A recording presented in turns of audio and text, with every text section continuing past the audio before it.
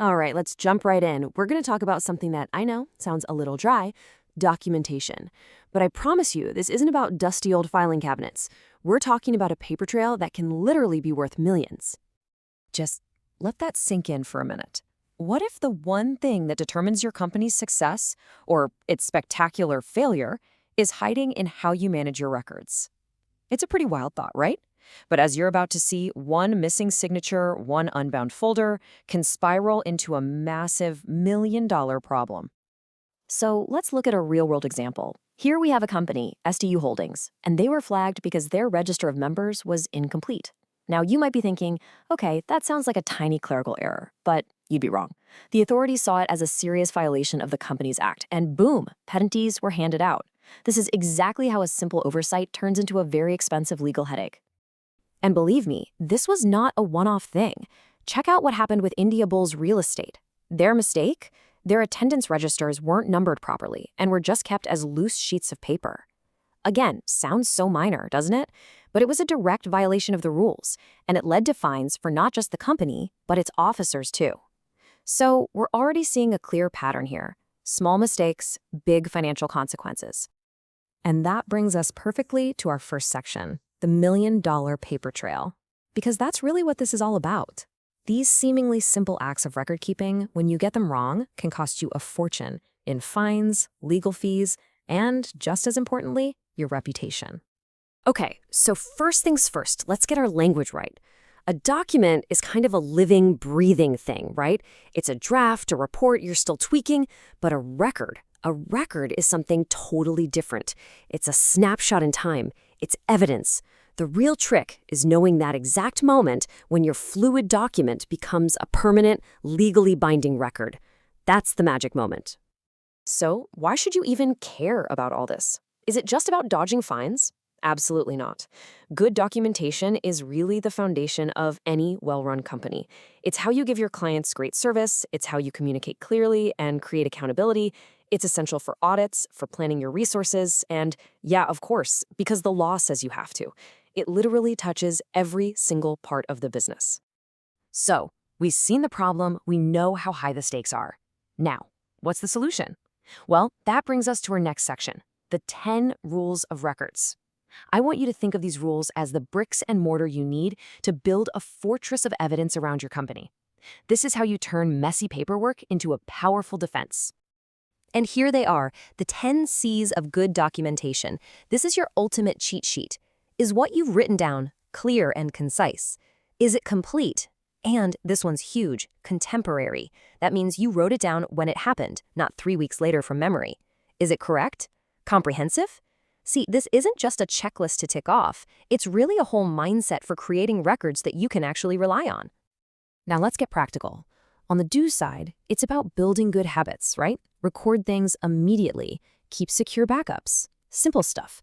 But look at the don't side. This is where the real danger is. Delaying records, making them confusing, and here's the big one. Never, ever backdate or falsify a record. That's when you cross the line from just bad practice into illegal territory. These are the daily habits that build that fortress we were talking about. Of course, these days, our paper trail is hardly ever made of actual paper.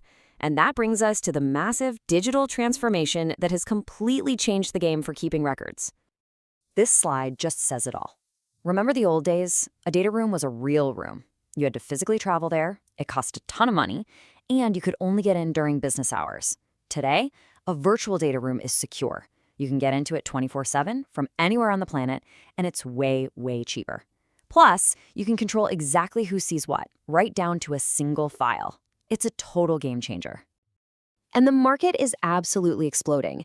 The global market for document management systems, or DMS, is just taking off.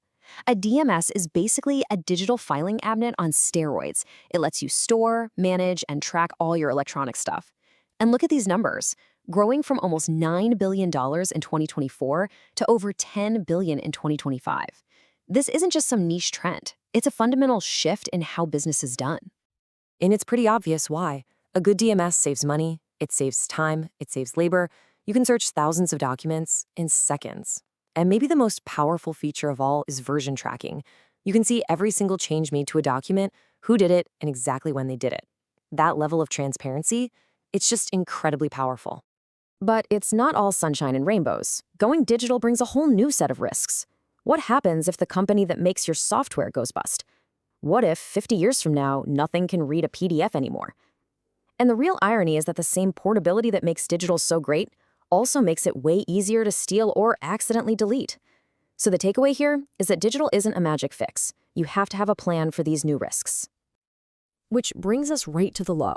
Because these safeguards we're talking about, they're not just good ideas, they are actual legal requirements. If you're going to keep your records in the cloud, you've got to play by a very specific set of rules. So, in India, for instance, the Companies Act of 2013 says, yes, absolutely, you can keep electronic records. But, and this is a huge but, it comes with a major condition. You have to be able to guarantee the security and the integrity of that data.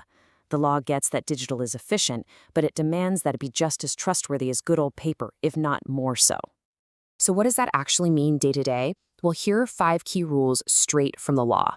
You have to protect against tampering. You need to keep records in a format you can't erase. That's why PDFs are so popular. You must do a daily authenticated backup. And you've got to index everything so you can find it quickly.